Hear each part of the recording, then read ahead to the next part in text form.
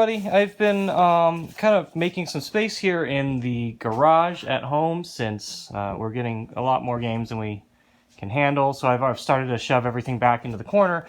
And while we're at it, we're over here. I haven't unwrapped this Taiko HD cabinet that we've had for now a year and a half or something.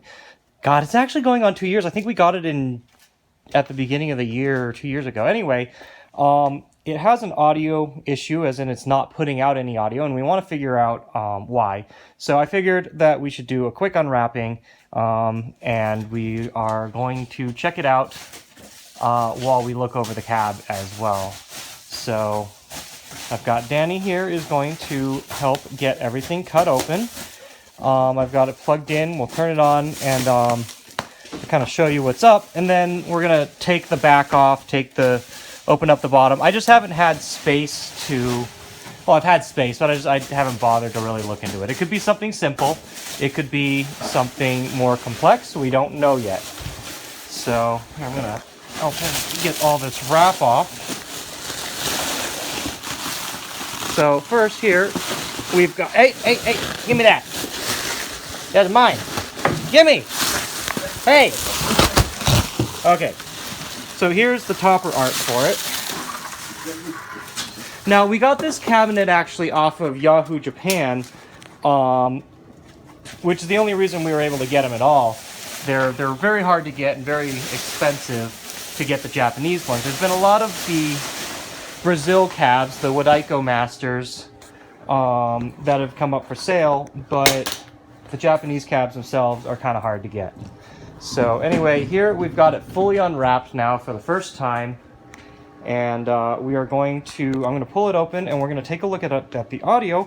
We'll be right back and take a look over that. Okay, so this is going to probably be a very short video because I figured out my problem, which is ridiculously stupid. So here we've got the sound test running, and we come down here, and so it uses HDMI to the monitor, and this is not an original monitor, so I thought, you know, maybe it's just forcing the audio over HDMI. It shouldn't do that, but there's that, and it has a PlayStation AV cable, which if you follow down to here, it goes into the amp from there.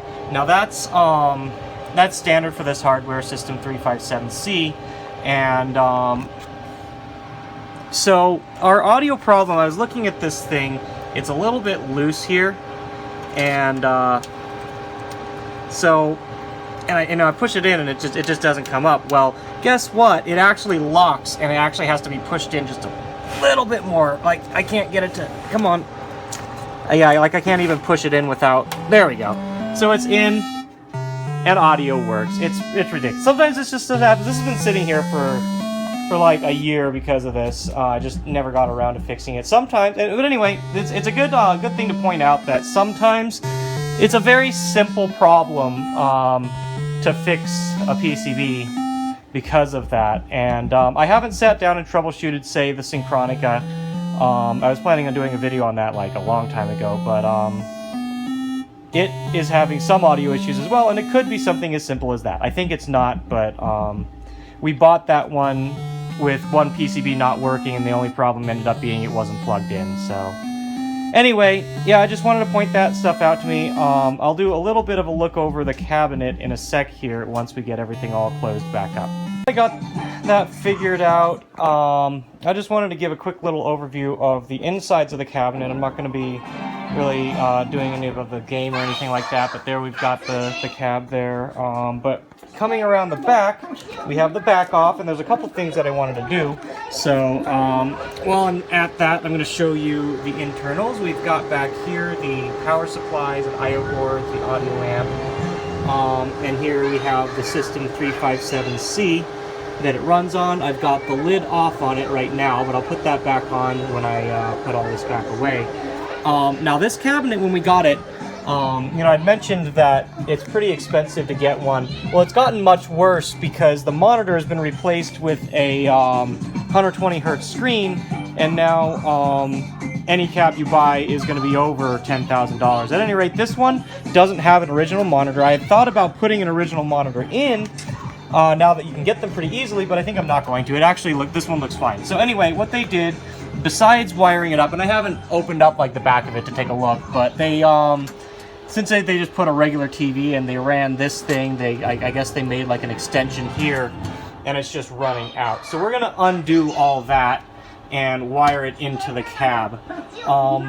I've had to do this with a lot of monitors and cabs and whatnot, so I actually ended up just asking my friend to make me a harness to wire service outlets into some of the common power plugs inside a cab. So we're going to do this one. This one's common on like a lot of Konami games as well. And I have this pre-crimped connector here. Now I have these all separated because I found that like Namco and Konami, you know, they all seem to use like different standards for power, like like just the order that it is in the pins. So I have these separated, and I've got the connectors themselves, and we can wire power in. So first thing, I'm going to turn off the cab. Come here. You want to hold this for me. And we're going to disconnect this. Oh, it looks like this thing is. Oh, it's a weird. This is a weird snap. I've never seen that before. Let me make sure this actually goes in. Okay, yeah, it will. Good. Okay, so then now we can pin this to what it's supposed to be, and then we'll wire the TV directly into the cab. So there we can see we've got power and ground. So those are the two pins that we want and where we want them. I'm going to come over here, and we're going to wire. We're just going to stick these straight in. Actually, I should check which ones go where. That's female. So these are female. We want the male ones here. Okay. And get power into this one. Oh, that's the wrong way, I think. Is that the right way? I don't know, I can't get it to... Oh, no, it goes this way. Cool. Let me make sure, yeah, it's in the right spot. I don't know, this doesn't want to go in.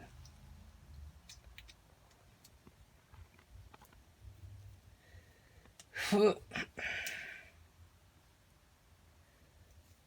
sure I'm putting it in the right way. Oh, there we go. Okay, so that one's in, and we'll put in our ground.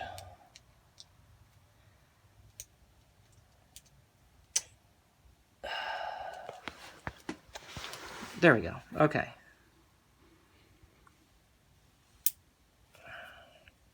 And then we'll do the same on the other one.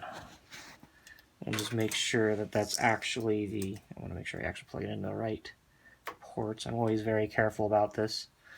The ground is the middle, so do that. No, that might be backwards. Yep, there we go. And power into this one. Okay, so now this one is pinned to whatever the way this cab is made. I don't know if it's different or the same than Konami. I've just seen it different ways, so it's better to make sure you do it the same as what it is in the cab. So there we go. Make sure that is power and ground. It's power and ground. All right, cool. So now we have a service outlet wired into this cab. And I can go and pull this off the outlet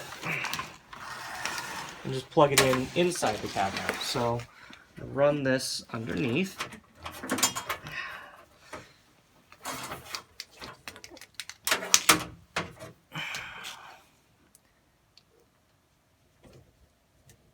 That's AC, so get that plugged in. All right, and now we should be able to come around, flip this on, and oops, we should be good. Nothing freaking out down there. And there we are, we've got power on this TV. So that eliminates the whole janky thing we had with a separate power cable coming out of it. And there we've got our boot up sound, our lovely PS3 XMB boot that is characteristic of the 357C. And we're good. So, yeah, I just wanted to point that out since is kind of a neat little thing that I've been doing to make this a little bit more efficient for me over time to work on cabs. So let's come around the front. Let me grab the light, and I'll show you the front side of the PCB, and I think that'll do it. Which I think, well, we already looked at this earlier when we were working on it, but yeah, anyway, so that's it for this cab. I'm not going to really do too much more of a look over it, but I just wanted to kind of show this off since we've been sitting on it for a long time and finally have it running. So that's it for this video. We'll see you in the next one.